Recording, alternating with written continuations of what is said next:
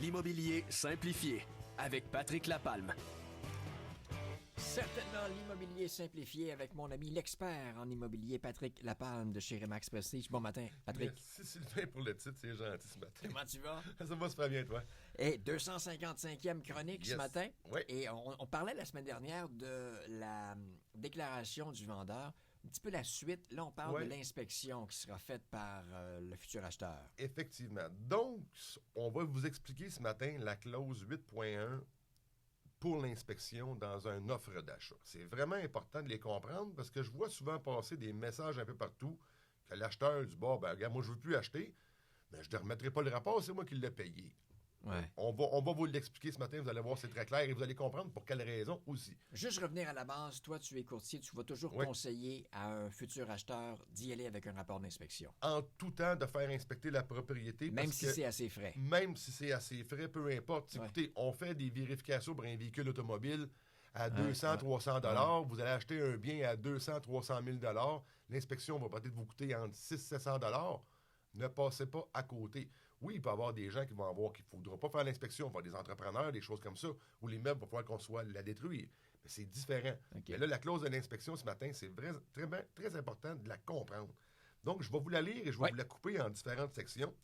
Donc, on dit que cette promesse d'achat est conditionnée à ce que l'acheteur puisse faire inspecter l'immeuble par un inspecteur en bâtiment ou un professionnel dans les nombres de jours suivant l'acceptation de la présente promesse d'achat. Donc, naturellement, votre inspecteur, ça lui prend une assurance erreur et omission. Il faut qu'il soit membre d'un ordre, d'une association reconnue. Est-ce que mon courtier peut m'en suggérer quelques-uns? On peut vous en suggérer naturellement, mais c'est aussi à vous de faire vos devoirs et voir les coûts aussi.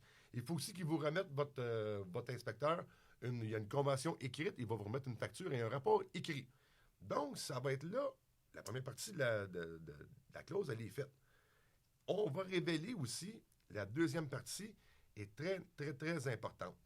Si cette inspection révèle l'existence d'un facteur se rapportant à l'immeuble susceptible de façon significative, donc une lumière d'un garde-robe de brûler, des choses comme ça, on oublie ça, là, de significatif. Puis ça, de fondation, mauvaise isolation d'entretoit, présence de moisissures, tous des trucs comme ça. D'en diminuer la valeur ou les revenus ou d'en augmenter les dépenses, l'acheteur devra en aviser le vendeur par écrit et devra lui remettre une copie du rapport d'inspection dans les 4 jours suivant l'expiration du délai mentionné ci-dessus. Donc, on a mis un 10 jours, on fait l'inspection de la propriété, on découvre des problèmes majeurs. On ne veut pas négocier, on veut sortir de la négociation.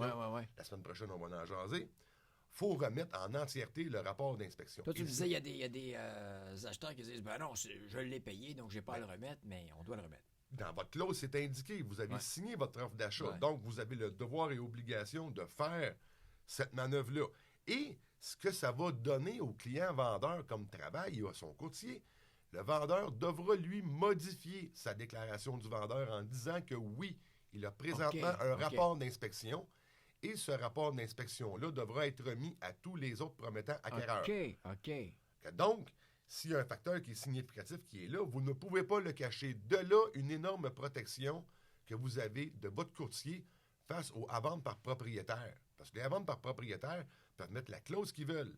Si vous n'êtes pas aux aguets là-dedans, à l'intérieur de ça, ben, vous pouvez avoir des problématiques parce vous pouvez acheter une propriété qui a déjà eu une inspection et vous ne le saurez jamais. Donc, aussi, quand on va faire un achat de vente par propriétaire par l'entremise d'un courtier, le courtier va demander une déclaration vendeur à notre personne qu'on va aller à vendre par propriétaire, faire l'acquisition de la propriété.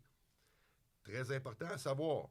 Naturellement, s'il y a des négociations qui vont rentrer à l'intérieur de ça, on va remettre les pages. On peut soit se retirer... Complètement.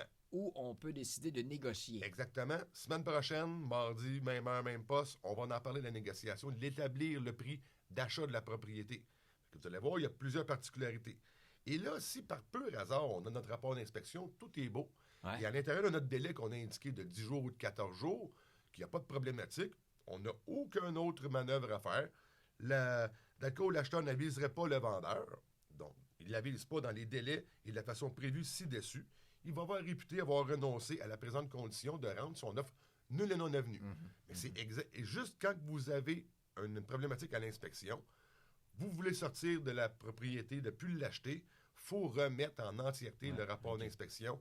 Le vendeur aussi modifiera sa déclaration du vendeur et par l'entremise du courtier vous fournira le rapport d'inspection qui va mentionner les problématiques qui étaient Ça va vous permettre de mieux dormir. Hein? Ou de mieux dormir parce qu'écoutez, présentement, il y a des gens qui vont acheter des propriétés sans inspection, ils n'ont pas de connaissances, ils risquent d'avoir des problématiques majeures à travers le temps. Patrick, si on veut te joindre, on le fait de quelle façon? Facilement au 450-499-5544 sur le Facebook. Toutes mes chroniques immobilières sont disponibles et abonnez-vous à la chaîne YouTube. Tout est là. Patrick Lapalme, un but, une passion. Vendu. Certainement.